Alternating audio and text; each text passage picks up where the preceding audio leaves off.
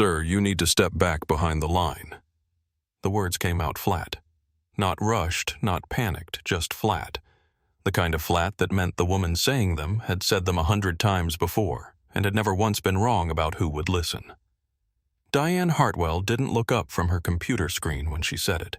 She was typing something, her manicured nails clicking against the keyboard in a slow, deliberate rhythm. The red blazer she wore was fitted perfectly across the shoulders, the pencil skirt pressed without a single crease, the kind of professional elegance that announces itself before the wearer speaks. She looked at a glance like someone who had been trained to appear helpful. But helpfulness was not what was happening at Gate 14B of Coastal Air Terminal 3 at Dallas-Fort Worth International Airport on a Thursday morning in late October. What was happening was something else entirely. The man standing at the counter was Marcus Webb, 41 years old, 6 feet 1 inch tall. He was dressed in dark jeans, a gray Henley, and a pair of clean white sneakers. He carried a single black duffel bag over his left shoulder and held a boarding pass in his right-hand screen facing forward, bright and completely unambiguous. He was not behind the line. He was at the counter where the gate agent who had been standing before Diane had waved him forward 90 seconds earlier. Sir Diane said again, finally looking up. Her eyes did the thing that eyes do when a decision has already been made before the facts have been gathered. They moved down, then up, then settled somewhere just past Marcus's right shoulder. Not on him, not quite. Behind the line. Boarding for Group 1 has not been called yet. Marcus glanced at the screen above the gate door. The scrolling text was perfectly clear. Now, boarding first class and Group 1. It says Group 1, Marcus said. His voice was even. Not cold, not hot. Even. Diane's smile appeared. It was the kind of smile that exists not to communicate warmth, but to communicate authority dressed in warmth's clothing. "Our system is doing a staggered boarding process today, sir. You'll be called shortly, if you'll just step back and wait." "I have a Group 1 boarding pass," Marcus said. "Sir." The smile held. "I'm going to ask you one more time. Step back behind the line." Around them, other passengers watched the way passengers always watch these things, with the practiced sideways attention of people who don't want to get involved but can't quite look away. A man in the third row of the waiting area lowered his phone slightly. A woman near the window adjusted her glasses, and a young gate agent named Elena Vargas, stationed 2 computers down from Diane, glanced up from her own screen and then immediately looked back down. Marcus didn't step back. He also didn't step forward. He didn't raise his voice. He didn't reach across the counter or pound his fist or make any of the moves that people carrying certain assumptions would have expected from him. He simply stood there, one hand resting lightly on the counter's edge, the boarding pass still extended, and looked at Diane Hartwell with the particular stillness of a man who has spent his entire adult life in rooms full of people who assumed he didn't belong there and proved them wrong every single time. What happened next would be replayed in airports' offices and living rooms across the country.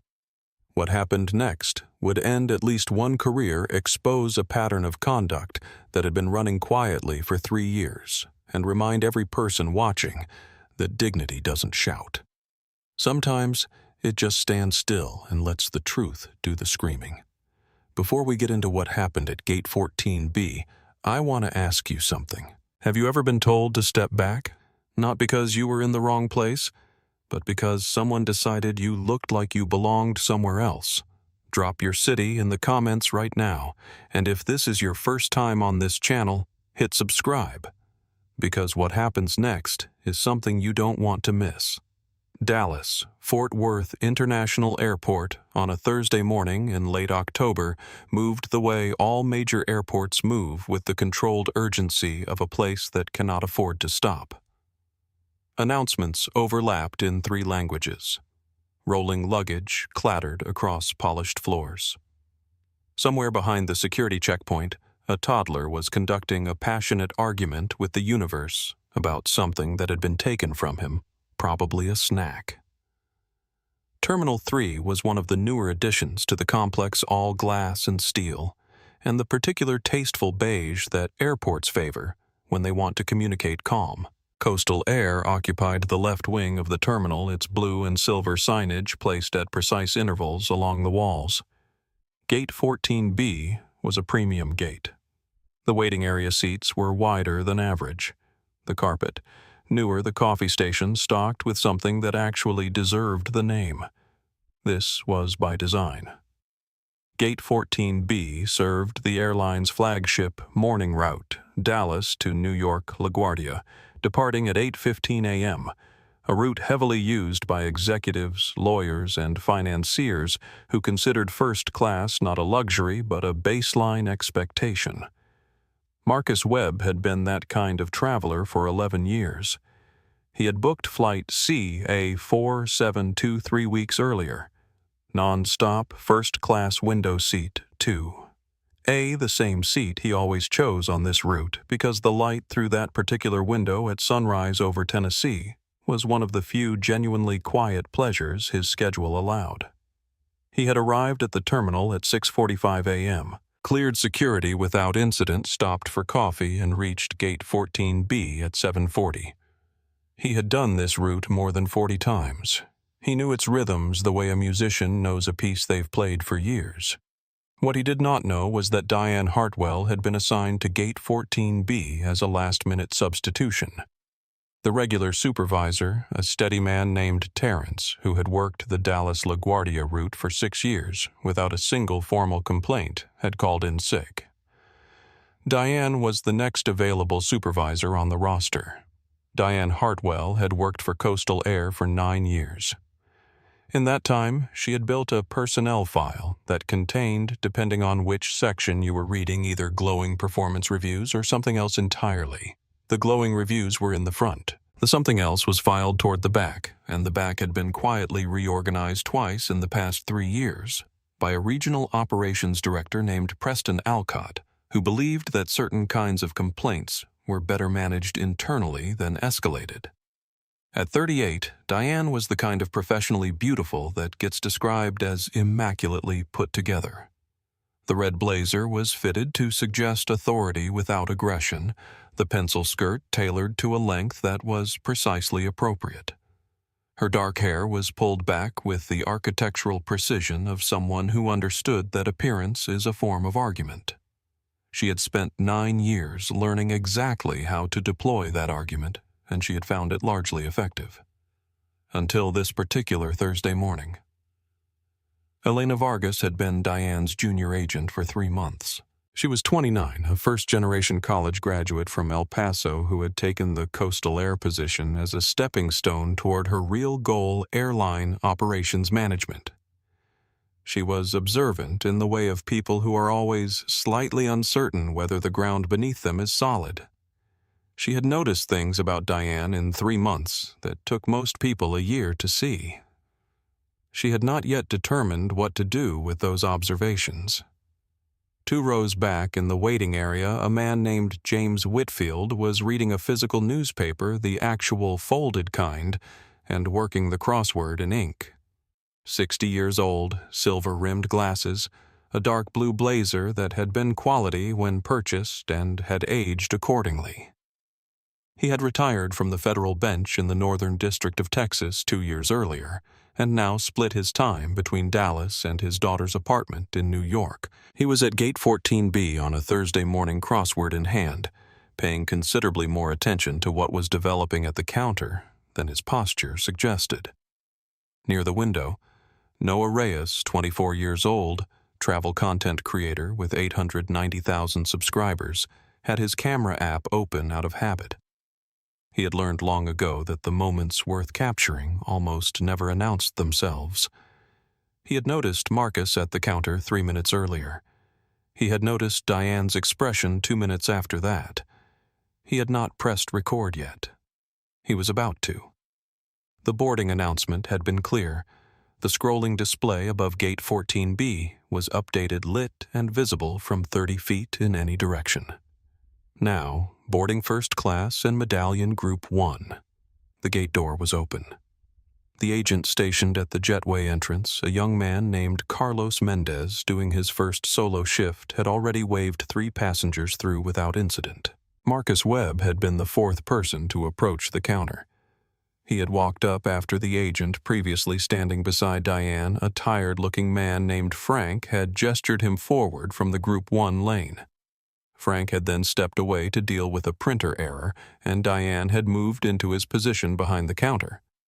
That was when everything changed. "I'm sorry, sir." Diane's voice was practiced silk laid over wire. "You'll need to wait until Group 1 is formally called." Marcus pointed at the display. "It's been called. The board shows Group 1 right now. Our gate system is running a modified sequence this morning. We're calling individuals from Group 1 manually. You haven't been called yet." This was not true. There was no modified sequence. Carlos at the jetway could have confirmed this in under 10 seconds. Frank, had he not been at the printer, would have said so immediately, but Frank was gone. Carlos was at the far end of the jetway and at gate 14B. It was Diane's word against a scrolling electronic sign. Marcus looked at the display again. Then he looked back at Diane. He set his boarding pass on the counter screen facing up and slid it forward with one finger. "Seat 2A, he said. "First class, Group 1. Diane looked at the boarding pass. The way someone looks at evidence they have already decided is irrelevant. Her gaze landed on it for approximately 1 second and returned to her screen. "I understand that, sir. As I said, the sequence. What modification requires manually calling Group 1 passengers when the board shows open boarding?" Marcus asked. His voice had not changed in register or temperature. He asked the question the way he asked questions in investment reviews, not with anger, but with the specific weight of someone who genuinely wants an answer and is prepared to wait as long as it takes to get one. Diane's fingers paused on the keyboard. The smile remained. "Sir, I'm going to need you not to speak to me in that tone." "I asked a factual question," Marcus said. "You're being confrontational."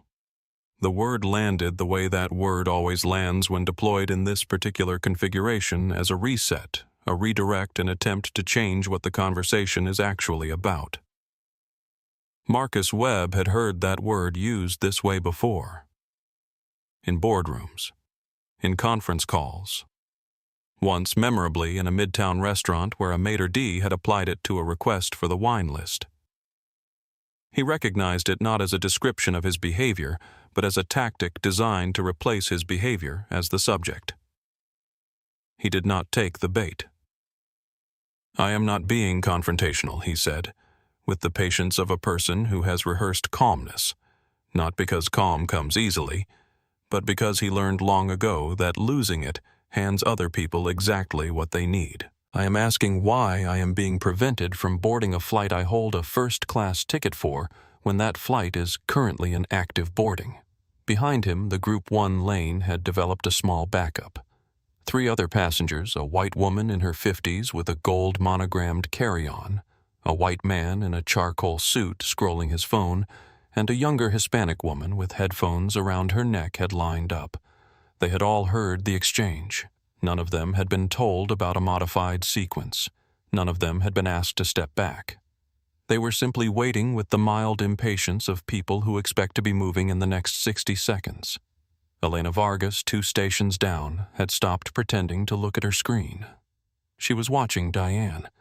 She had seen this before, not exactly this, but the shape of this. She knew what the shape meant. "Excuse me," said the woman with the monogrammed carry-on, addressing Diane in the brisk tone of someone accustomed to initiating conversations. "I believe the board shows open boarding. Could we perhaps move things along?" Diane's eyes moved to the woman. They warmed immediately and visibly, the way a light source brightens when a different switch is flipped. "Of course. Just one moment." She looked back at Marcus.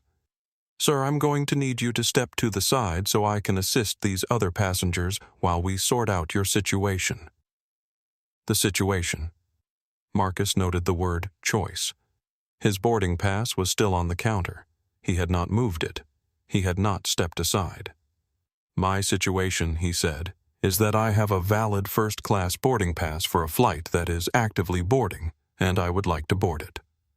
Diane looked at him. The smile underwent a subtle but visible shift, the kind that happens in the faces of people who are very skilled at holding expressions in place while something entirely different develops underneath.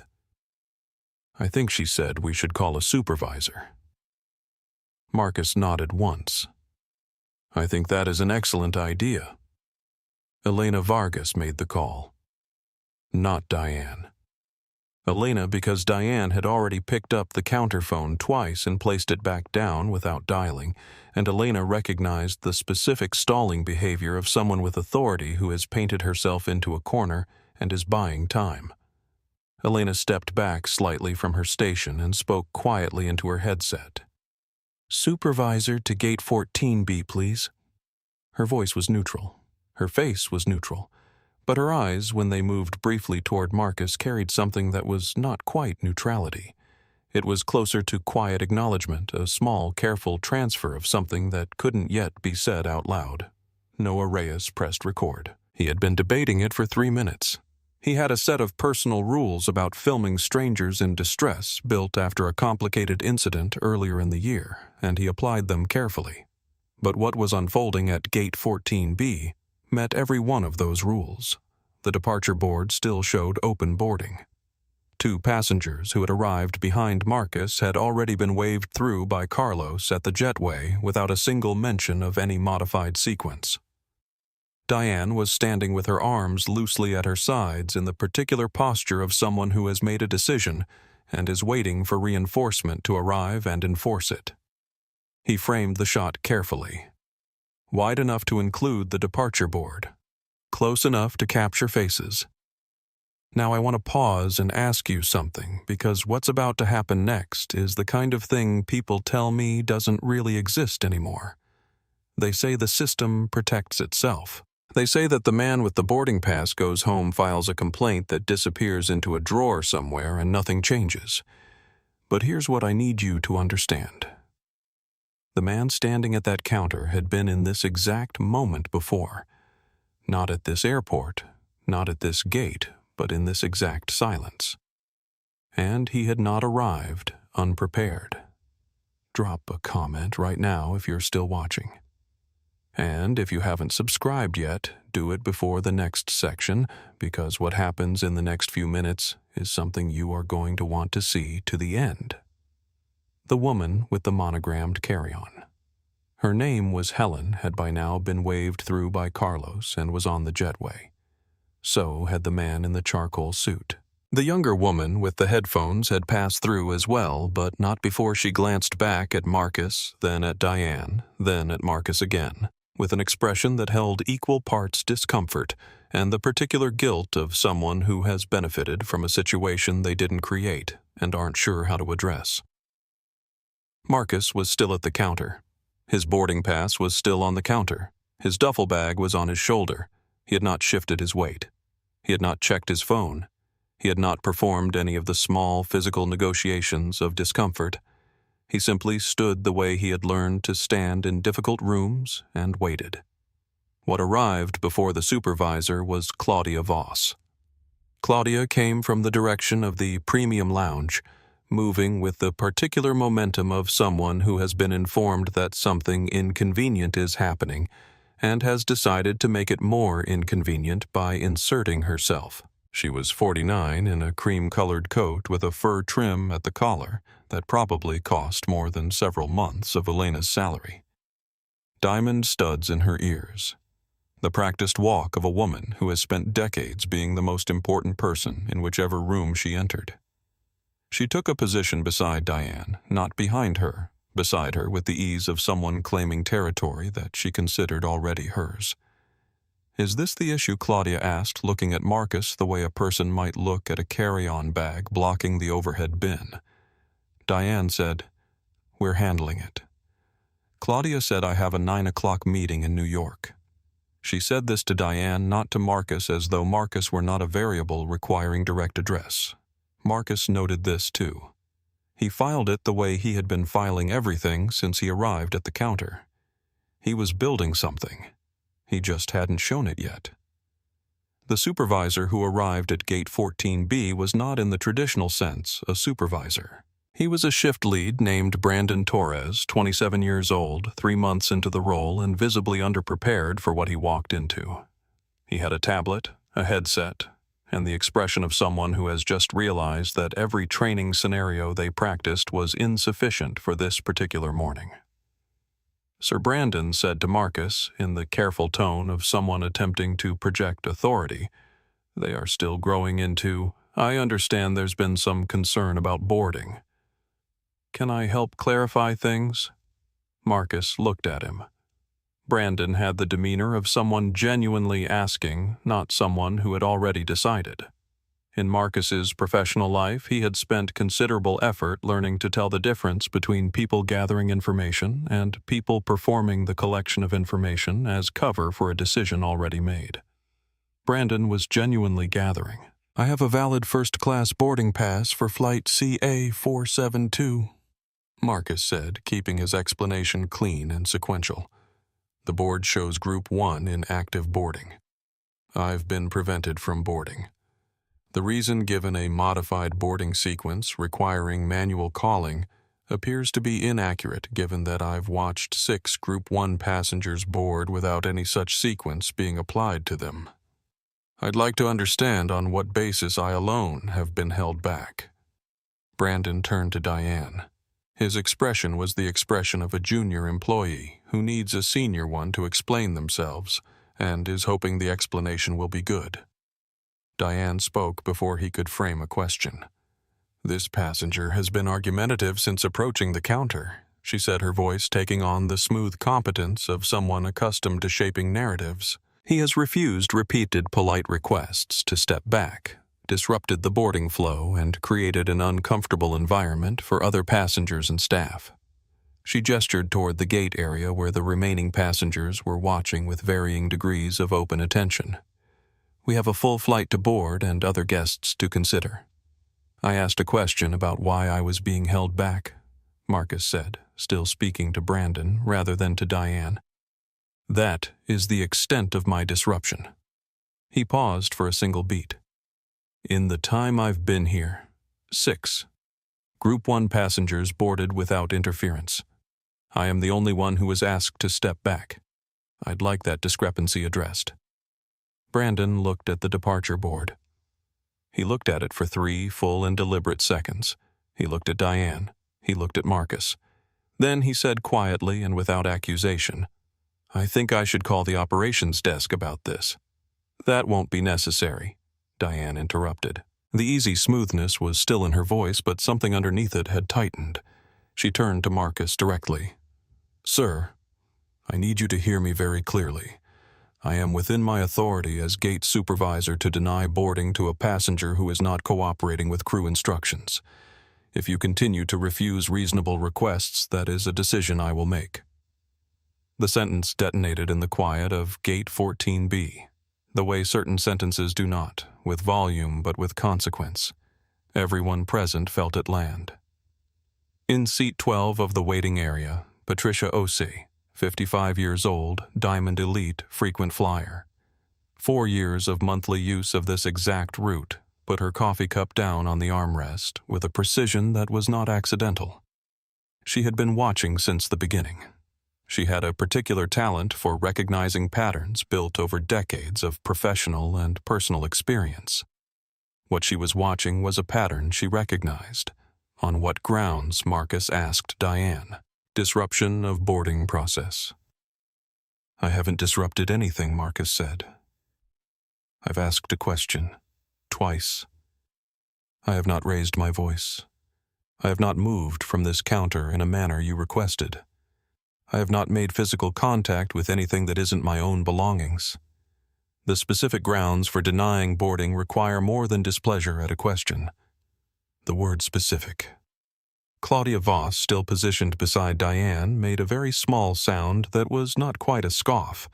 It was the sound of someone who has decided they dislike you and prefers you to know it without the mechanics of saying so directly. Elena Vargas was no longer maintaining the pretense of focusing on her screen. She was looking at it, but what she was looking at was Diane's personnel file, which she had accessed on a personal authorization, and was reading with the focused attention of someone who has been carrying a suspicion for 3 months, and is now for the first time finding it documented in black and white. She had started keeping her own notes in August. She had written them in a plain text document on a personal drive, not the company system titled simply Observations. The first entry was dated August 19th. It described a black family of 4 with confirmed business class seats being redirected to the customer service desk for what Diane had called a flagged booking issue. Elena had checked the booking afterward. It wasn't flagged. It had never been flagged. The family had missed their flight. She read that entry now. Then she read the ones after it. Then she printed the document quietly on the station printer and folded it and put it in the pocket of her uniform jacket. She kept her face neutral, but her hands were completely steady. Preston Alcott moved through airports the way certain men move through spaces they have decided belong to them. Not fast, not slow, but with a particular quality of ownership that treated the people around him as furniture to be navigated rather than individuals requiring acknowledgement. He was 52, silver-haired, in a charcoal suit that announced money without stating it directly. He wore a Coastal Air executive lanyard and the expression of a man who had been managing inconveniences for 30 years and intended to manage this one the same way. He had been alerted by Diane through a text sent 90 seconds after Brandon Torres had mentioned calling the operations desk. The text contained 4 words, 14B, guest issue. Come. Diane and Preston had developed a communication shorthand over 3 years that was efficient and mutually understood. When Preston arrived at the gate, he assessed the scene with practiced speed. He catalogued Marcus. He read Diane's posture. He noted Brandon's barely concealed unease. He observed the attentive audience distributed through the waiting area, including James Whitfield, who had set his newspaper down entirely, and Patricia Osei, who had stood from her seat and moved 6 feet closer to the counter without announcing why. He saw Noah Reyes near the window and did not register the phone. He did not see what Elena was reading on her screen. "Good morning," Preston said, arriving at the counter with the ease of a man who cuts lines without technically cutting them. He addressed Marcus with the specific warmth of senior management, not the genuine article, but a very competent reproduction. "My name is Preston Alcott, Regional Operations Director for Coastal Air's Southwest Division. I understand we have a concern this morning. How can I help resolve this for you?" Marcus looked at him steadily. "I have a first-class boarding pass for Flight CA-472. I've been held at the counter during active boarding by your gate supervisor who cited a modified boarding sequence. That sequence does not appear to exist given that I observed 6 other Group 1 passengers board without it being applied to them. I'd like either a valid explanation for why I alone am being held or to board my flight." Preston's smile held at the professional setting warm enough to disarm, controlled enough to maintain distance. He looked at Diane. Diane returned a look that communicated in their practiced shorthand that the passenger was being difficult and the standard approach should be applied. The standard approach was a formula Preston had deployed reliably for years. Sympathetic acknowledgement of the concern. A firm but gentle suggestion that the passenger might be more comfortable stepping aside while the situation was reviewed. A promise to follow up. And then the slow administrative management of time until the gate door closed, at which point the conflict dissolved along with the flight opportunity. It had worked every time he had needed it. Complaints that followed were routed to his desk. Sir Preston said, "I completely understand how this feels, and these are absolutely not the standards we hold our team to." "With respect," Marcus said, "I'm not looking for an assessment of your standards. I'm looking for boarding. The flight is in active boarding. I have a valid first-class ticket. I've been prevented from using it. What I'm asking for is either a specific documentable reason for that prevention or access to the jetway." Preston's smile did not change. His posture did not change, but something in the calculation behind his eyes shifted a small, careful recalibration of what he was looking at. He was familiar with the version of this situation where the passenger pushed back generally emotionally loudly. He knew how to manage that version. He had a practiced response for it. What he was hearing now was different. The precision, the specific demand for documentation, the absence of any emotional lever he could use to redirect. He felt for the first time in a very long time at a gate counter, something that was not quite uncertainty but lived in the same neighborhood. "Sir," he said, "if you'll allow me just a moment to speak with my team." "My flight departs in 22 minutes, Marcus said. "Take what time you need." Behind Marcus, Patricia Osei had not moved back to her seat. She stood at a careful 6 feet from the counter, close enough to hear everything with complete clarity. She had not announced herself. She had not said a word. She was simply present and upright in the specific way of someone who understands that witnessing is itself an act. James Whitfield had folded his newspaper and placed it inside his jacket pocket. And at the window, Noah Reyes had adjusted his angle 2 degrees to the left, because the light was better from that position, and because Preston Alcott's entrance was something that deserved to be properly in frame. Marcus Webb was 8 years old the first time someone told him with the full and casual confidence of a person who has never been wrong about something that mattered that he was in the wrong place. It was a Friday afternoon in October in a suburb of Charlotte, North Carolina. His mother, Denise Webb, had brought him along on an errand to a bank branch on Fairview Road, the kind of bank with marble floors and a waiting area furnished with actual cushioned chairs and a bowl of individually wrapped candy near the teller window. Denise was 32 that year, a registered nurse 5 years into a career she had fought for through night school and weekend shifts while raising 2 boys alone. She had come directly from her shift and was still in her scrubs.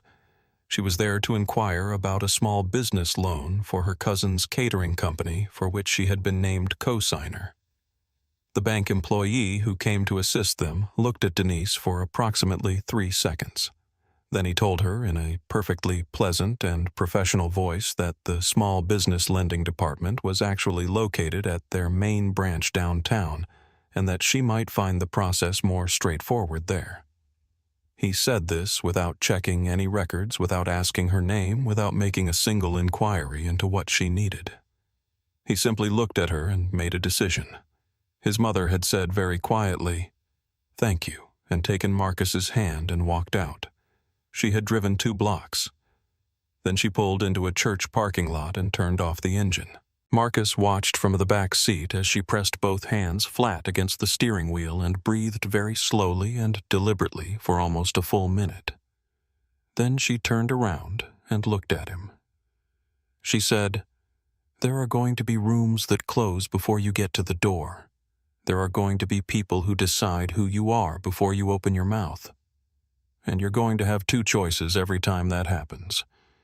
You can let them make you loud, or you can let them make you precise. Loud is what they expect. Precise is what they don't know how to manage." He was 8 years old. He did not fully understand the sentence until he was 23, sitting in his first performance review at an investment banking firm in New York when a senior partner told him that while his analysis was strong, he sometimes came across as aggressive in client meetings. He had not been aggressive. He had offered a data-supported alternative to a structuring decision during a pitch. The client later credited that alternative with saving the deal. He had thought of his mother's parking lot in Charlotte. He had chosen precise. He had spent the next 18 years choosing precise. In conference rooms where he was the only black man at the table. In client dinners where the sommelier brought the wine list to someone else. In board meetings where his ideas were attributed in real time to the person sitting beside him. In airports, in hotels, in every space that had been built in ways both overt and invisible to make his presence feel conditional. He had chosen precise every single time, and from precision and patience and the particular endurance of a person who had learned that the goal is not merely to survive the room, but to change what the room is made of. He had built something substantial, something that the people currently standing across the counter from him had made a significant error in failing to account for. He thought of his mother at gate 14B holding a boarding pass in her scrubs being told to step back. He thought about what she had done instead of arguing. She had gotten in the car. She had made a choice that kept her and her son intact that afternoon. He had never blamed her for it. He had carried it instead the way you carry things that matter not as a wound but as a reason. He was not getting in the car, but he was choosing precise. He was choosing it with every measured word, every question framed with the structural precision of someone who has spent years asking questions in rooms where the answers have legal and financial consequences. He was choosing it because precise does two things that loud cannot accomplish. Precise creates a record, and precise forces everyone else in the room to choose too. Diane Hartwell was choosing. Preston Alcott was choosing. Brandon Torres had been choosing for the past several minutes, and the direction of his choices was becoming visible. Elena Vargas was choosing, and the printout folded in her jacket pocket was one form of that choice. James Whitfield had already chosen. Noah Reyes had already chosen. Patricia Osei was standing 6 feet from the counter, and her choice was legible in every line of her posture. And Claudia Voss, who had said, "I have a 9 o'clock meeting in New York," and had since remained beside Diane, with the proprietorial patience of a woman who assumed other people's problems would resolve themselves for her benefit, Claudia Voss was about to make a choice of her own. And the choice she made would be one that people in this terminal would talk about long after the morning was over. Marcus came back to the present. He came back to the polished floor of Terminal 3 and the scrolling departure board, and the smell of good coffee going cold somewhere nearby, and Diane's professional composure and Preston's emollient voice, and 21 minutes remaining before the gate door closed. He reached into the front pocket of his duffel bag. He took out his phone. He found a name in his contacts. He pressed call. The call connected on the second ring. Marcus, the voice said. His executive assistant, Renata Okafor, had been with him for 7 years and had developed over those years the ability to read the particular quality of silence that preceded his calls when something required immediate and very specific action. She was already at her secondary screen before he spoke. "I'm at gate 14, B, D, F, W," Marcus said, keeping his voice low and his back half turned to the counter. Not hiding the call, just having it. "Flight C, A472, departing 8:15. "I've been denied boarding. I need 3 things," Renata said. "Go ahead. I need a time-stamped record request for all gate activity at 14B from 7:30 a.m. to now. I need the duty roster for this gate, specifically supervisor assignments for today's morning shift and who approved the substitution. And I need the Coastal Air Group shareholder dashboard ready." He paused for less than a beat. "Also get me Jerome." Jerome Fitch was Coastal Air Group's general counsel. He was, as it happened, in his office at the Dallas headquarters on a Thursday morning 12 minutes from the airport by car, less if the situation required it. Renata said, "On it. Jerome in 90 seconds. Marcus lowered the phone but did not end the call. He placed it in his jacket pocket, screen down, but line open. He turned back to the counter. Preston was still arranging his expression into something that communicated reason and good faith. Diane was still standing with the posture of someone who has sent for backup and is waiting for it to work. Brandon Torres had found a section of the counter to occupy, and was occupying it with the quiet misery of someone who wishes they were somewhere else, but cannot leave. The departure board updated. Now boarding all groups. All groups. Every seat on the aircraft was now open. Every person in the Gate 14B waiting area could walk to the jetway, hand their pass to Carlos, and step onto the plane. Every person except Marcus Webb, who was still standing at the counter. A murmur moved through the waiting area. People gathered bags, formed a line toward the jetway. Several of them looked at Marcus as they passed. Not all of them looked away quickly afterward. Patricia Osei did not move toward the jetway. She stayed where she was. James Whitfield did not move toward the jetway either. He tucked his folded newspaper into his jacket pocket. Elena Vargas looked at the updated board, then looked at Diane and said in a tone of complete professional neutrality, the kind of neutrality that is itself a statement, Diane. All groups are boarding. I'm aware, Diane said. He should be able to board, Elena said. 3 seconds followed. Diane turned and looked at Elena Vargas with an expression that communicated without a single word several things simultaneously: that Elena was junior, that Elena was in her first post-probationary quarter, that Elena had a performance review approaching, and that this was a moment requiring Elena to make a decision about where her professional loyalties resided. The look lasted 3 full seconds. It contained the history of 3 months of working relationship and an implied future that was not entirely warm. Elena Vargas held Diane's gaze for the full 3 seconds. Then she looked back at her screen and continued doing what she had been doing on her screen, which was no longer pulling documentation she had already printed it, but building a formal written account, time-stamped, of every exchange she had witnessed since 7:40 a.m. Preston cleared his throat. Sir, I want to assure you that we are committed to resolving. My general counsel is currently on the line, Marcus said. He said it with the same neutral delivery he had used for every sentence at this counter. The way you note that it is raining outside or that the departure time has been updated. Jerome Fitch. I believe you know Jerome. Preston Alcott went still. Not frozen, not panicked. Still in the precise way of a man who has just understood that what he thought was the full picture has in the last 15 seconds revealed a significantly larger frame. He knew Jerome Fitch, the way every senior Coastal Air executive knew Jerome Fitch as someone who existed at a level that gate counters were entirely below. Jerome Fitch did not get involved in boarding disagreements. Jerome Fitch got involved in things that had consequences at the board level. Preston looked at Marcus Webb. He looked at the dark jeans and the gray Henley and the white sneakers and the single black duffel bag. He looked at these things the way a navigator looks at a map that has just been redrawn, trying to locate himself in the new geography. Who are you? Preston asked. The smoothness had left his voice, not replaced by panic, but by something more exposed, a genuine and suddenly urgent question. Marcus looked at him. He did not answer immediately. He took out his phone.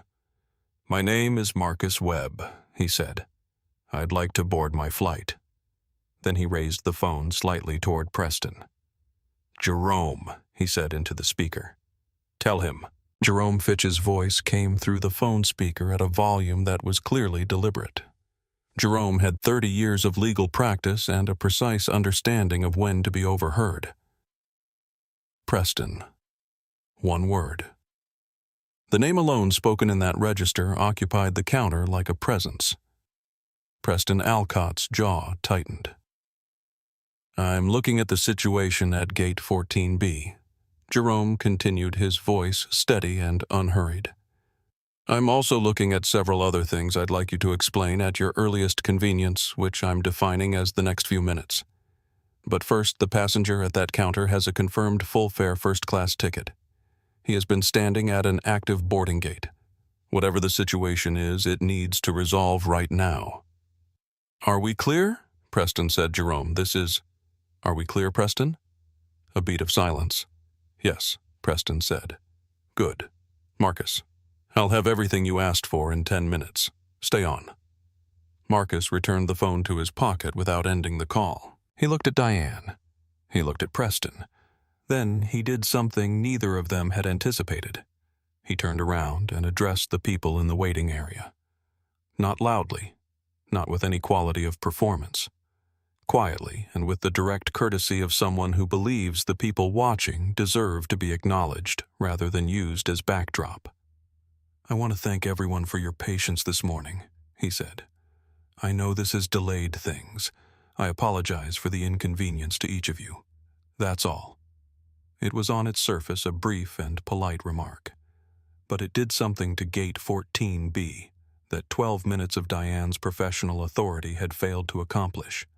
It recognized the people in the room as people. It reminded every person present what they had been watching. Patricia Osei took a step forward. She spoke to Preston directly, having correctly identified where the actual authority resided. "My name is Patricia Osei," she said. "I fly this route, this airline, every single month. I'm a Coastal Air Diamond Elite member."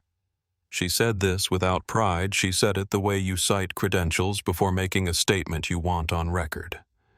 "I want to formally document that I watched this gentleman approach the counter during open boarding, present a valid boarding pass, and be refused without any valid reason given. I want that statement written down and kept." Brandon Torres looked up from his corner of the counter. He opened a new document on his tablet. He began typing. "I'll second that statement," said James Whitfield. The gate area looked at him. He had produced a small card from his jacket pocket and held it out to Brandon in the unhurried way of someone whose cards tend to have a specific effect on rooms. James Whitfield, Federal Bench, Northern District of Texas, retired. He looked at Diane. "I heard every word of this exchange from approximately 20 feet away." He looked at Preston. "I have a clear recollection of the complete sequence of events and the specific language used.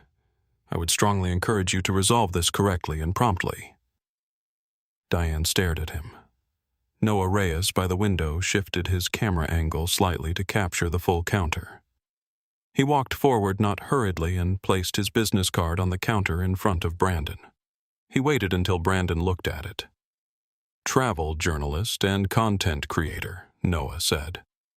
890,000 subscribers. I've been recording since the open boarding announcement." He let that rest for a moment. "I'm being transparent about that." Claudia Voss, who had been standing beside Diane with the patient confidence of someone waiting for a personal inconvenience to be removed by other people, made a sound. "This is completely absurd," she said to the room, because addressing the room was something she had been doing all her life and found effective. "This is a single passenger creating a delay that affects everyone here. I have a meeting." "You have a meeting in New York," Patricia Osei said, looking at Claudia with an expression of absolute composure. "Yes, we've all heard. The rest of us also have places to be." Claudia blinked. She had not expected to be addressed by a fellow passenger. She particularly had not expected to be addressed in that tone, which was the tone of a woman who has outlasted every room she has ever been placed in and is entirely comfortable doing it again. "You handed that gate agent something about 20 minutes ago," Noah Reyes said to Claudia. He said it without drama or accusation. He said it the way a person states a thing they have on video and are comfortable stating because they have it on video. "An envelope at the corner of the counter. I have it on the recording." Claudia's face went through several rapid expressions before landing on something that was attempting to be indignation but was structurally closer to the expression of someone who has been accurately described. That was a customer appreciation gesture," she said. "I frequently bring small gifts for gate staff who've provided excellent service." "An envelope," Noah said. It was a gift card to a very good restaurant. The gift card characterization delivered with the adverb "very" did not improve things. James Whitfield had opened his notebook again. The sight of a retired federal judge beginning to write produced a very specific quality of attention in the room, the attention that arrives when people understand that what is being recorded will not easily be erased. Diane Hartwell, for the first time that morning, looked at the room around her rather than at the individuals in it. She looked at the phones, at the faces, at the departure board, at Elena's steady hands on the keyboard. She looked at all of it with the expression of someone who has just realized that they have been standing in a room they thought was private that has in fact had very good lighting the entire time.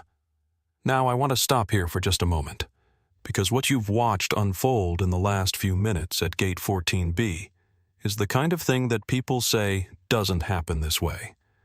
They say the man with the boarding pass goes home empty-handed. They say the complaint form disappears. They say nothing really changes. But here is what I want you to understand about Marcus Webb. He didn't arrive at that counter unprepared. He didn't arrive angry. He didn't arrive hoping for a fight. He arrived with 33 years of choosing precision over loudness and a phone in his pocket connected to someone who understood exactly what this moment was going to require. The quiet man at the counter was not a man without resources. He was a man who understood that resources deployed correctly do not need to be visible to be effective. Are you still here? Good. Drop the word standing in the comments if you haven't looked away.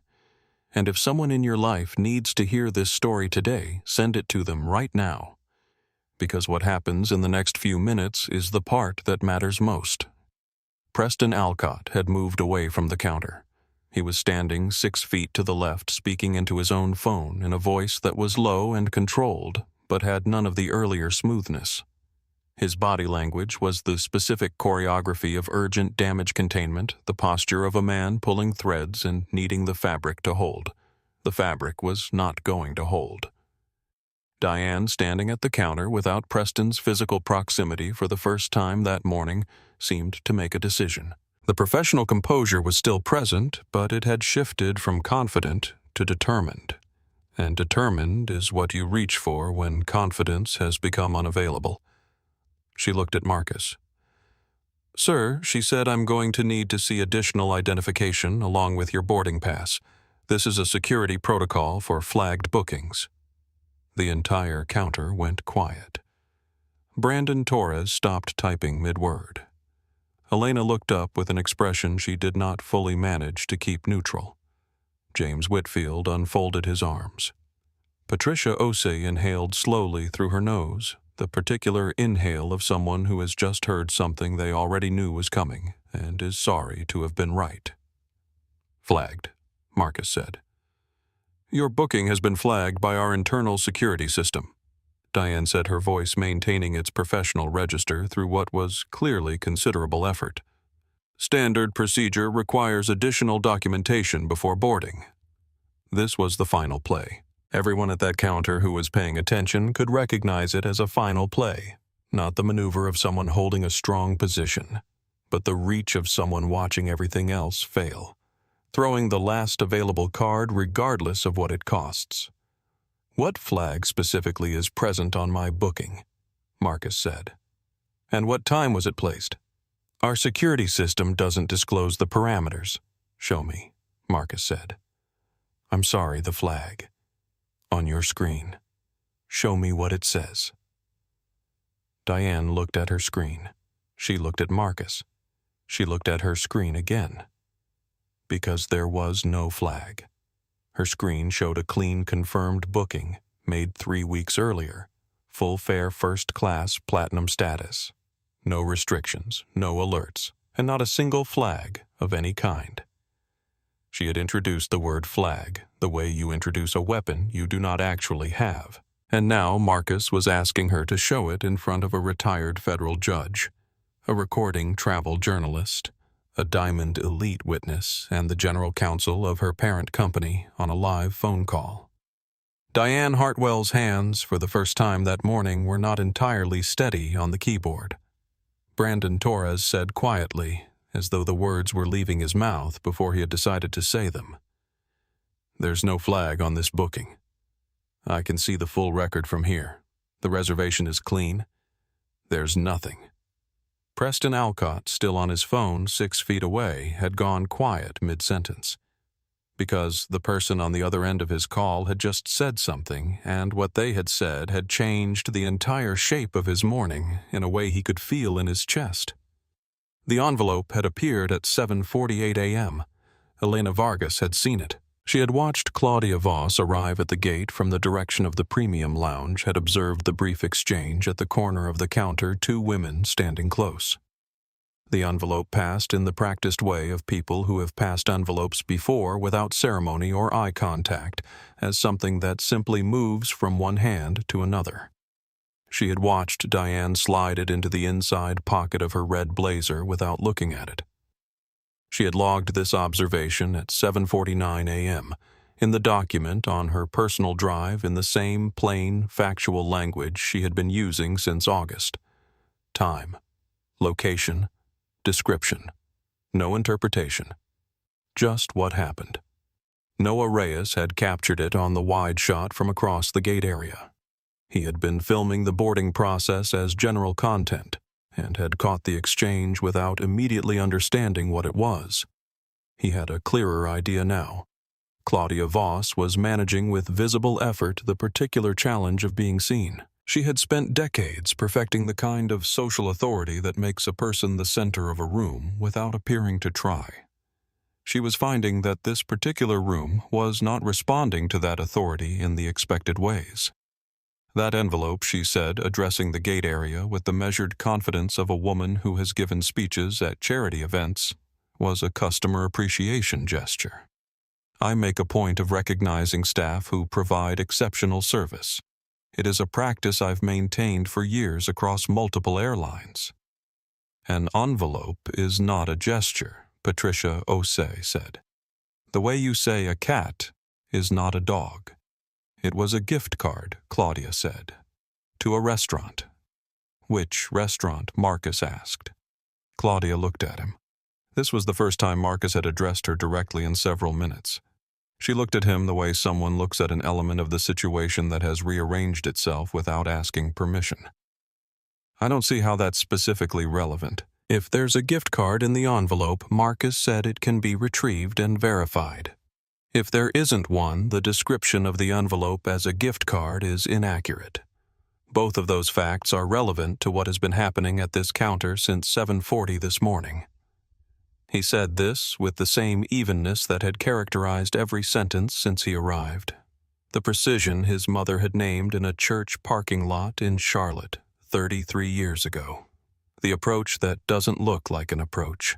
The argument that doesn't announce itself as an argument until the other person is already inside it. Diane's hand moved. A small, involuntary motion toward the inside pocket of her blazer where the envelope was. She stopped the motion before it completed. The whole movement lasted perhaps a quarter of a second. Elena saw it. Noah, who had tightened his shot, saw it. Patricia Osei, at 6 feet of distance, could not have missed it. Preston Alcott was walking back toward the counter. His phone call had ended.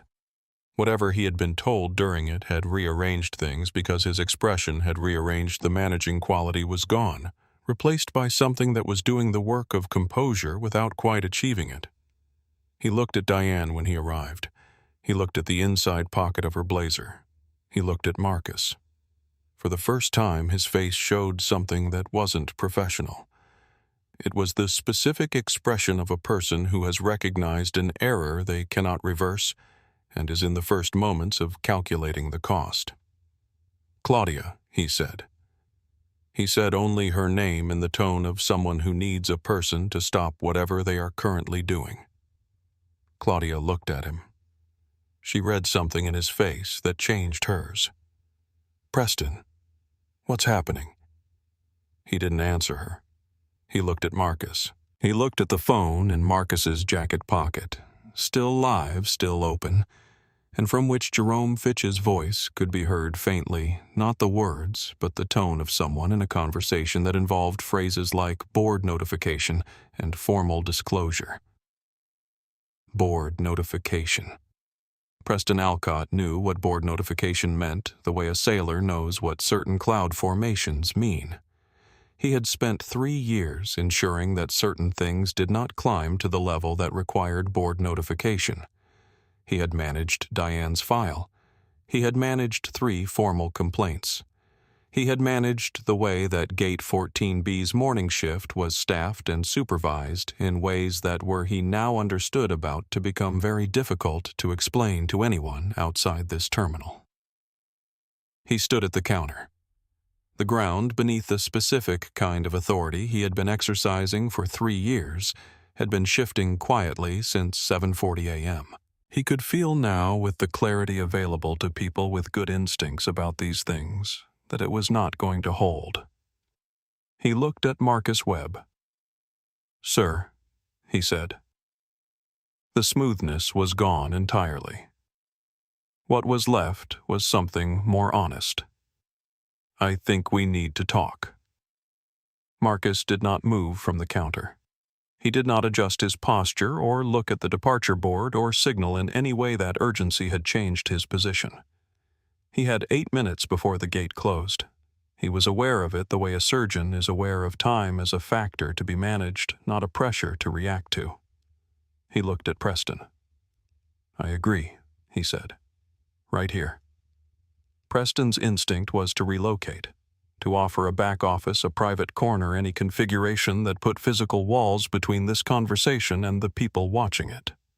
He opened his mouth with that instinct. Marcus continued before he could speak.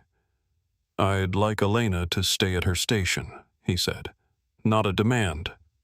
A request addressed to Elena directly. "Elena, please stay." Elena stayed. "I'd like Brandon to keep documenting," Marcus said. Brandon nodded, his tablet already open with the expression of someone who has understood for the last several minutes which side of something he is on and has made his peace with being there. James Whitfield was still writing. Noah Reyes was still recording. Patricia Osei had her phone out now too. She was facing away from the counter, speaking quietly to someone, a personal injury attorney she had on retainer for reasons entirely unrelated to airports, who was, as she had determined, within 30 seconds of the call, connecting entirely applicable to this situation. Marcus looked at Preston, and then he said something that changed the entire temperature of the morning. "I know about the August complaint." Preston went completely still. The August complaint was filed by a man named Dorian Haynes on August 19th of that year. Haynes was a black business traveler who had been denied boarding on flight CA 472, this exact route, this exact gate, Diane Hartwell in a temporary lead capacity that day. He had filed a formal complaint with Coastal Air's Customer Relations Department. The complaint had been assigned to Preston Alcott for investigation as regional director. The investigation had been closed in 11 days with a finding of insufficient evidence. Dorian Haynes had kept copies of everything. He had kept them the way people keep things when they suspect they will need them, carefully, completely, with dates attached to every document. Dorian had sent those documents to Marcus 6 weeks earlier. Not because Dorian knew who Marcus was, he didn't know at all. He had sent them because a mutual contact, a civil rights attorney named Simone Brooks, had connected them. Simone had been quietly tracking a pattern of complaints at DFW, specifically involving Gate 14B and its adjacent gates in Terminal 3, specifically involving Coastal Air supervisors and the passengers they chose to redirect or delay. She had 8 complaints across 18 months. 3 of them had been assigned to Preston for investigation. All 3 had been closed within 2 weeks with nearly identical language in the closure documentation. Marcus had read all 8 complaints in a single sitting on a Sunday evening. He had not been surprised. He had been in the way of someone who spends their career reading risk and pattern confirmed. He had decided that Sunday that the appropriate response was not a memo. The appropriate response was to be at Gate 14B on a Thursday morning in late October, dressed in dark jeans and a gray Henley and white sneakers, holding a first-class boarding pass and seeing what happened. What happened had been exactly what he expected. "I know about the November complaint," Marcus said. "And the complaint from March of last year, the one filed by a family of 4, which you closed in 8 days. He paused, letting the silence carry the weight of what he was saying. "I know about all of them, Preston. I have copies of every file." Preston's face was the face of a man watching an architecture he spent years building begin to describe its actual structure, not the one he had been presenting to anyone who looked at it, but the one underneath, the one that had been there all along. Diane had gone very quiet. The professional composure that had held throughout the morning had developed visible cracks in the last several minutes, not in her posture, which remained, but in something behind her eyes, in the precise and controlled expression that had been maintained for 9 years and was now working visibly hard at it. How Preston started and stopped. "Simone Brooks sends her regards," Marcus said. Claudia Voss had backed away from the counter by several feet. She was near the window seat's fur-trimmed coat folded over her arm, looking for the first time that morning like a woman who genuinely wished she had not left the premium lounge. The envelope, Marcus said, looking at her. Not cruelly, just precisely. If it contains what the pattern suggests it represents a third documented instance of private compensation being offered to a gate supervisor in connection with passenger removal or redirection. The first two instances weren't captured on camera. This one was. And it will be part of what Jerome is looking at within the hour. He said this without drama, without raising his voice by a single degree, in the same tone he had used since 7:40 a.m. because the tone had not needed to change. Precision does not require volume. Precision requires only that you know exactly what you are saying and exactly why you are saying it. Patricia Osei ended her phone call. James Whitfield closed his notebook. He had everything he needed. Elena Vargas had stopped typing. She had printed her document 2 minutes earlier.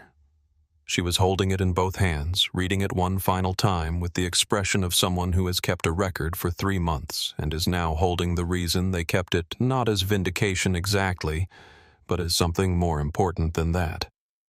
As proof that what she saw was real. She looked at Diane. Diane looked back at her. 6 minutes remained before gate closure. The departure board read Final Boarding Call, C, A472, Dallas to LaGuardia. Jerome Fitch walked into Gate 14B at 8:11 a.m. He had driven from the Dallas headquarters in 11 minutes, which required the kind of driving that happens when a phone call has rearranged everything else on the calendar. He was 60 years old, in a dark suit, carrying a leather briefcase he had not set down since leaving his desk. He moved through Terminal 3 without looking at the signage or the coffee stations or the other travelers. He moved with the directed energy of a man who knows exactly where he is going and why. He stopped beside Marcus. He did not greet him with warmth. He greeted him with the efficient nod of two professionals who have worked together long enough that the situation itself communicates everything that needs to be said. Then he looked at Preston. Preston, Jerome said. Jerome Preston said. His voice had the quality of something trying to maintain its original shape under new pressure. Jerome placed his briefcase on the counter. He opened it, removed a single document, and set it flat on the surface between them, facing Preston. He said nothing. He simply waited while Preston read it. The document was 3 pages. The cover sheet identified it as a Coastal Air Group Internal Authority Certificate, issued under the governance provisions of the parent company's board charter. Below the identifying heading was a name. Below the name was a title. Majority shareholder and non-executive board member, Coastal Air Group Holdings. The name was Marcus Webb. Preston Alcott had been in the airline industry for 27 years. He had worked under 4 CEOs, 3 ownership structures, and 2 full corporate reorganizations. He understood the architecture of airline corporations, the way structural engineers understand buildings, not just how they look, but how they hold weight where the load-bearing walls actually are. He understood, reading those 3 pages at a gate counter on a Thursday morning, that the man he had spent the last hour trying to manage out of the boarding process owned a controlling interest in the company that paid Preston's salary, funded Preston's pension, and gave Preston's lanyard whatever authority it had ever carried. He understood what that meant. Diane Hartwell did not see the document, but she saw Preston's face as he read it. She had known Preston for 3 years. She had read that face across many conversations and many small moments. And what she read there now told her, without requiring words, everything the document said. The remaining passengers in the gate area had not been told anything specific. But the quality of a silence that is carrying real weight is perceptible even to people who don't know exactly what they're detecting. The entire area had become very still. Noah Reyes tightened the frame on the document. He couldn't read the text from where he stood, but the Coastal Air Group letterhead was clearly visible, and the way Preston was holding himself as he read was visible, and both of those things were enough. "My name is Marcus Webb." Marcus said to the gate area in the same deliberate and unhurried tone he had maintained since the moment he arrived. "I am the majority private shareholder of Coastal Air Group. I also serve on the non-executive board of directors." He paused for a single beat. "I'm not saying this to change the facts of what happened at this counter today," he said. "The facts are already what they are. I'm saying it because every person who witnessed this deserves to know who they watched it happen to. And because every person who uses this airline deserves to know that what happened here this morning is not the standard of this company. Those are my standards. I set them. And they were violated today at this gate by people I employ." The gate area held its breath. Then Patricia Osei said quietly, simply, like someone who has been waiting for a sentence to arrive, "There it is." James Whitfield said nothing. He had already said everything he needed to with the notebook. Elena Vargas placed the document she had been holding onto the surface of her station, face up, clearly visible to anyone standing at the counter. It was the printed summary of Diane's personnel file, the complaint section, the dates, the names, the closure notations that had over 18 months erased what should not have been erased. Claudia Voss had gone the exact color of the cream coat folded over her arm. Diane Hartwell stood behind the counter. She had stood behind counters for 9 years, and she had learned that the counter itself is a form of protection, that the physical barrier between a gate agent and the traveling public creates a frame of authority. The counter was still there. The frame was gone. She was visible now in the particular way of someone whose protective structure has dissolved without anything around her having physically changed. She had spent 9 years being certain about certain things. "There are 4 minutes remaining until gate closure," Jerome said to Preston. He said it neutrally as information and nothing more. Preston looked at Jerome. He looked at Marcus. He looked at the document on the counter. "Let him board," Preston said. 2 words. Flat. The specific flatness of authority that has been transferred. The words landed in Gate 14B, the way certain sentences land not with drama, but with finality. They removed the last available ambiguity from the room and replaced it with the kind of clarity that, once established, cannot be undone. Let him board. Brandon Torres picked up Marcus's boarding pass from the counter. He scanned it. The confirmation chime sounded clean and clear.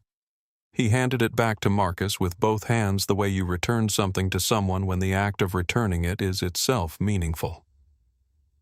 Carlos Mendez at the jetway received the system notification and looked up.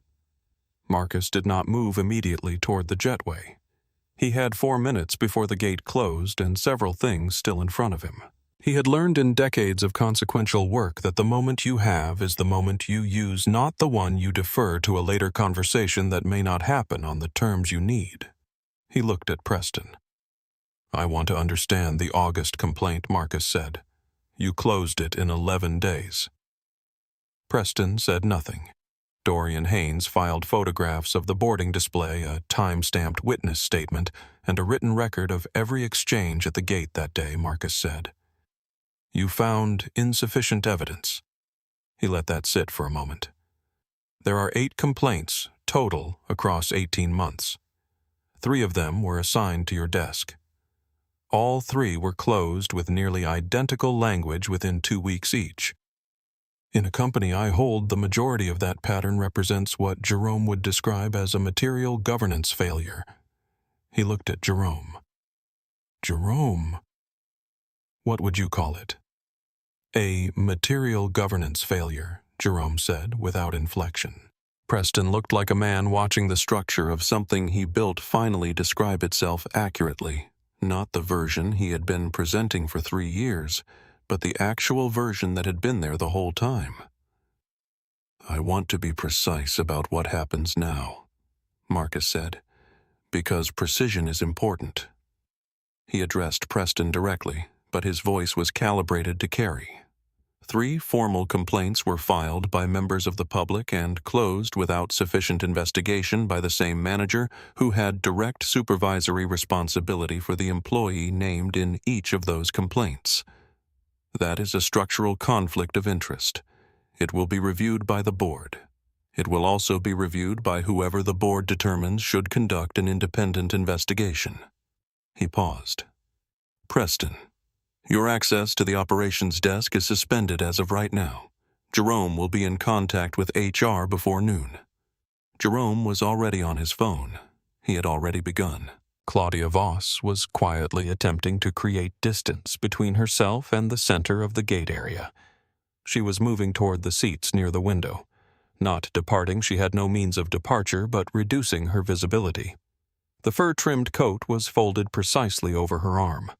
The diamond studs caught the terminal light in a way that seemed in the current atmosphere less impressive than it had 45 minutes earlier.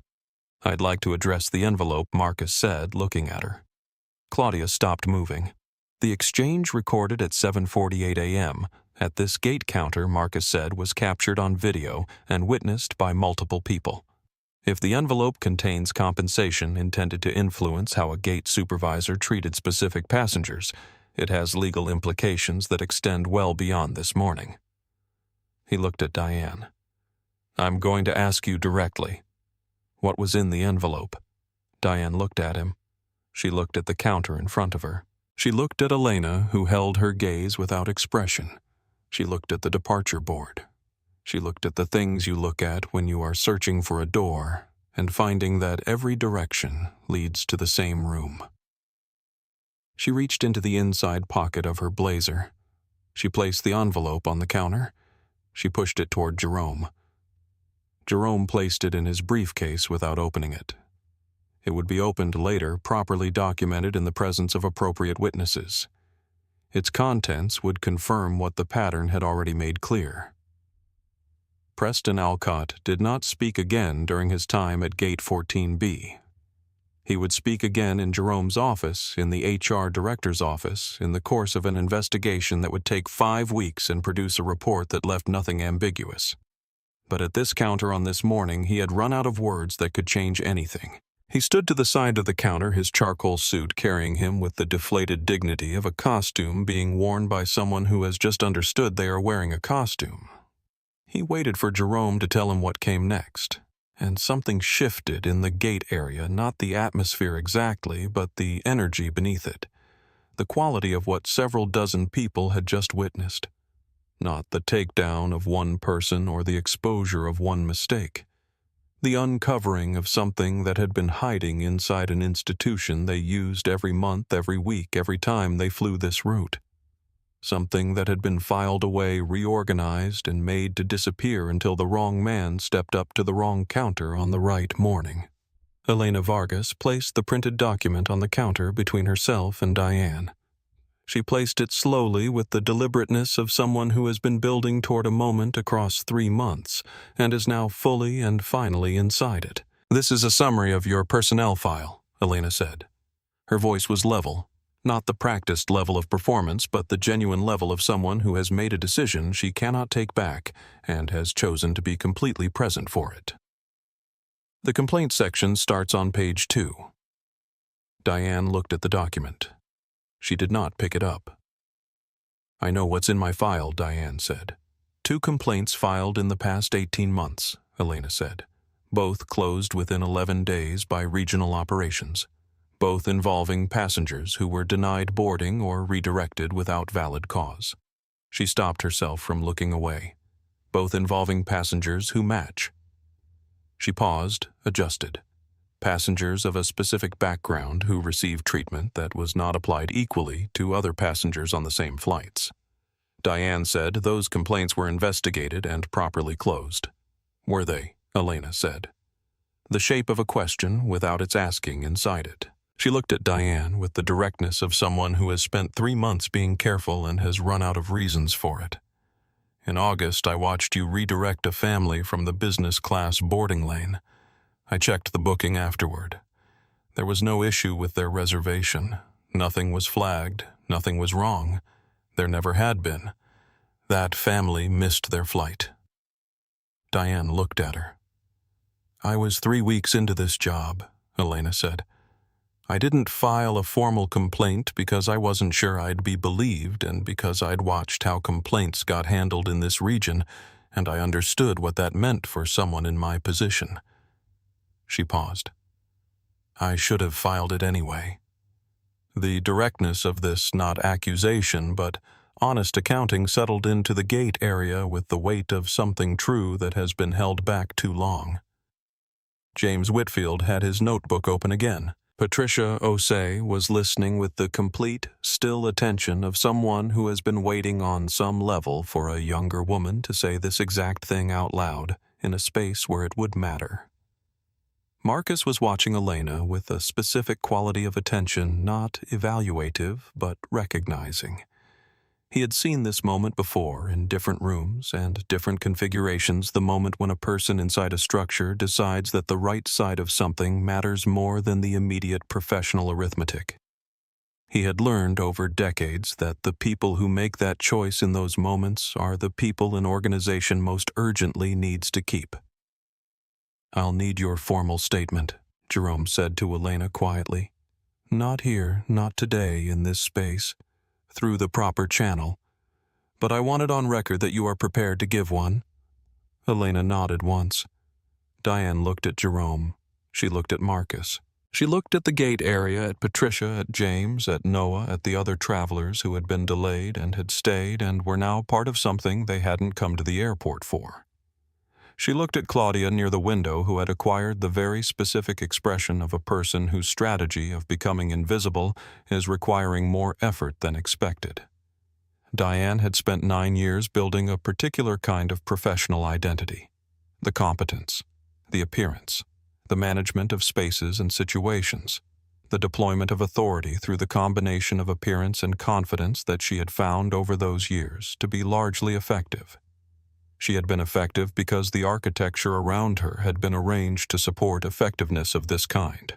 Complaints managed patterns absorbed, the file reorganized toward the front. The architecture was no longer supporting that. She was not a foolish woman. She was a woman who had made specific choices inside a structure that had, until this morning, accommodated those choices. The accommodation was over. What remained was the accounting. And the accounting was now in a briefcase on a printed page on video, in the recollection of a retired federal judge, and in the clear and steady voice of a 29-year-old woman who had kept a file titled Observations since August, and had just decided that it was time for someone to read it. She had one thing remaining available to her. The thing that remains when the other things are gone, the choice of how to be in the moment, you cannot escape. She looked at Marcus. Your flight? She said. Her voice had lost the professional finish. Not broken, but real in the way of things that are finally what they actually are. It's still boarding. I know, Marcus said. She tried again. What she was trying to do was not simple, and she had not practiced it. What I did this morning. She stopped. Started over. The decision I made when you walked up to this counter. She looked at him. It was wrong. The words came out plain. No architecture around them, no professional framing. Just the sentence, small and undecorated, placed between them like something finally being set down after being carried too long. Marcus looked at her for a moment. Yes, he said. It was. He did not offer anything additional. Not comfort, not the narrative of forgiveness that would have made the scene easier for everyone. He said what was true, and he left it exactly there because precision is not just a professional tool. It is also sometimes a form of honesty that respects the person enough to give them the truth without softening it into something more comfortable. Elena quietly picked up the printed document from the counter and placed it in her station drawer. Patricia Osei walked toward the jetway entrance and stood there waiting with the patience of a woman who has stood in many hard places and is nearly done standing in this one. James Whitfield put his notebook in his jacket pocket, picked up his carry-on from seat 7, and looked at Marcus with the quiet acknowledgement of two people who have been in the same room during something that mattered. Noah Reyes stopped recording. He looked at Marcus. "Does it feel like enough?" he asked quietly. Marcus thought about it for a genuine moment. "Not yet," he said. "But it's a start." Jerome Fitch did not raise his voice once. He did not make declarative speeches or deploy legal language for theatrical effect. He moved through the next 12 minutes the way effective attorneys move through consequential moments, with precision, with calm, and with the focused efficiency of someone who has prepared for this scenario, even when the scenario looked different in preparation. His first call, placed at 8:13 a.m., was to Coastal Air's Chief Human Resources Officer. The conversation lasted 4 minutes. When it ended, Diane Hartwell's access to the gate system had been suspended. Her shift assignment had been canceled. A formal administrative hold had been placed on her employment record pending a full investigation. Jerome communicated these facts to Diane directly in clean, careful language reading from prepared notes on his phone, with the procedural care of someone who understands that every word spoken in this context may be repeated in a different room. Diane received the information with the stillness of someone who has spent the last several minutes understanding what was coming and has moved past the shock of it into something quieter and harder. She removed her Coastal Air lanyard. She placed it on the counter. She picked up her personal bag from beneath her station. She looked briefly at her screen, at the booking that had no flag at the departure board showing final boarding at the gate that had been hers for 3 months and was no longer. And then she turned and walked through the gate area toward the main terminal. Not quickly, not with drama. With the particular pace of someone who has understood that the walk is unavoidable and has decided to complete it with whatever dignity remains available. Elena Vargas watched her go. She did not look triumphant. She looked like someone who has done a necessary thing and is still in real time understanding what it cost her and whether she would pay it again. The answer she already knew was yes. She would pay it again. She had known that since she typed the first entry in August. Jerome's second call was to the Chief Operations Officer. He communicated in precise summary the events of the morning. The personnel actions taken, the documentation secured the scope of the investigation that would follow. He named Preston Alcott. He named the 3 complaint closures. He used the phrase governance failure twice. The call lasted 7 minutes. When it ended, Jerome turned to Preston Alcott with an expression that was not unkind, but was entirely without accommodation. "Preston," he said, "go home. Don't access the operations system. Don't contact Diane or any gate staff at DFW. Don't speak to any press. HR will reach you before end of day." He paused. "I would recommend having your own attorney present when they do." "Preston," said Jerome. "I was trying to." Jerome held up one hand. A clean, brief, complete gesture. Preston stopped.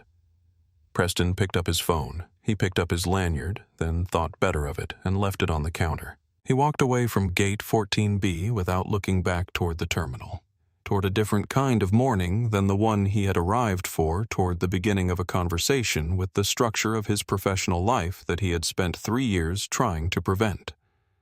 Marcus watched him go.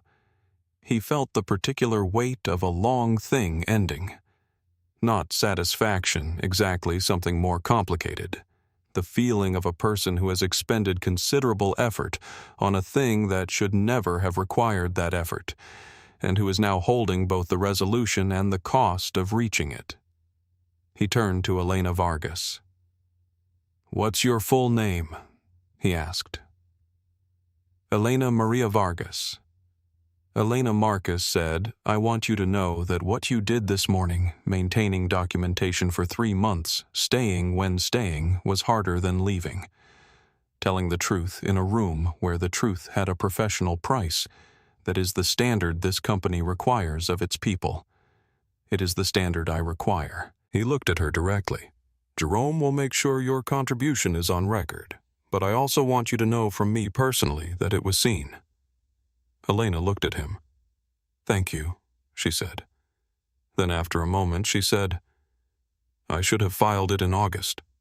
"Yes," Marcus said. "But you filed it today.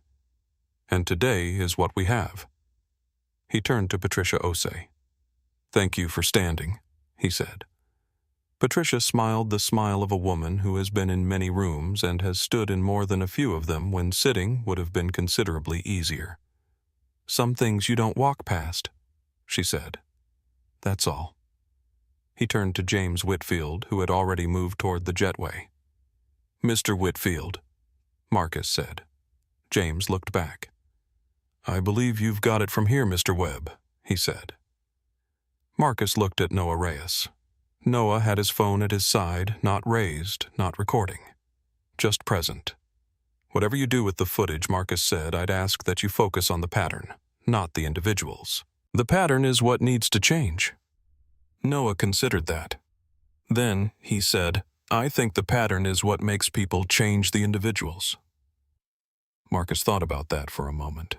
He said, "You're probably right." He picked up his duffel bag. He looked at the departure board one last time. He looked at the gate door still open.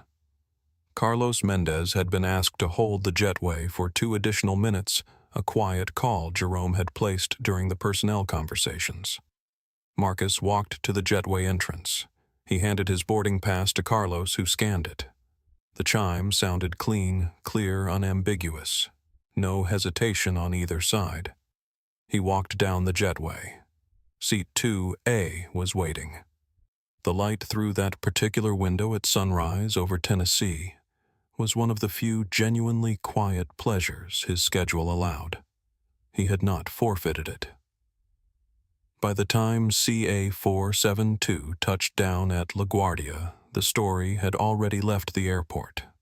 Noah Reyes posted his video that evening. He titled it simply, "What Happened at Gate 14, B." He did not sensationalize. He showed the departure board.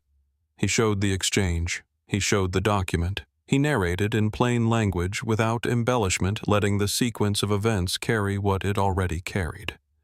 Within 48 hours, it had been watched 11 million times. The comments were not about drama. They were about recognition, hundreds of thousands of people writing the same thing in different words. The thing people write when they see their own experience reflected accurately and at scale. This happened to me. I didn't have words for it until now. Coastal Air Group's board convened a governance review within a week. The report that followed named the institutional failure clearly and without softening language. 3 formal complaints, closed by the manager, responsible for the employee, named in each of them a pattern of passenger treatment, violating both company policy and federal anti-discrimination provisions, and a management environment that had over 18 months created conditions where harm could continue unreported. All 8 procedural changes recommended in the report were implemented. The investigation into Claudia Voss's envelope concluded that its contents constituted an attempted bribe. The consequences that followed for Claudia reached into several areas of her professional and social life that she had considered safely distant from airports. What stayed with Marcus longest was not the investigation, or the changes, or the video. It was a text that arrived the evening of the flight from Dorian Haynes, the traveler whose August complaint had been closed in 11 days, the complaint that had first put this morning in motion. The text was short. I heard what happened. "Thank you for going back to the same gate." Marcus read it in his kitchen in New York, still in the gray Henley, still in the white sneakers. He read it twice. Then he typed 3 words back. "You filed first." Because that was true, and because the truth even in a text message deserves precision. "I want to talk to you directly before we end. Not about airlines, not about boarding passes or corporate governance or gate supervisors, about the thing that sits underneath all of it. I've told many stories on this channel. Stories about people who were told they didn't belong, who refused to let a room decide their value, who stood still while the pressure to move was enormous. And the question I get asked most often is, does it really work this way? Does standing your ground actually change anything? Here is my honest answer. Sometimes. And sometimes is not guaranteed. But I have come to believe, after telling these stories and living a version of them myself, that what makes sometimes possible is preparation. Not anger. Anger is available to everyone and moves nothing by itself. Preparation. Knowing your rights cold. Keeping your documentation quietly and consistently. Choosing precision over noise, not because noise is never appropriate, but because precision is what institutions cannot argue their way around. Marcus Webb was not powerful because of the shares he held. He was powerful because he had been preparing for that moment every note, every document, every choice of exact words over approximate ones for 33 years. The shares were the last thing he reached for. But the part of this story I want you to carry with you is not Marcus. It's Elena, a 29-year-old woman, 3 months into a job in an environment where speaking up had a clear professional cost, who opened a plain text document in August and started writing down what she saw. She didn't know it would matter. She did it because she knew what she witnessed was real, and she was not willing to let it disappear just because it was inconvenient to keep it. That is available to every single one of us, right now, in whatever room you're in. So here is what I want to leave you with. Keep your records. Know the rules. Stay calm when the pressure to be loud is at its highest. And when the moment comes, because it will come, be precise. If this story moved you, share it with someone who needs to hear it. Subscribe to this channel because every story I tell is for the person standing at a counter somewhere holding something they earned being told to step back. You do not have to step back.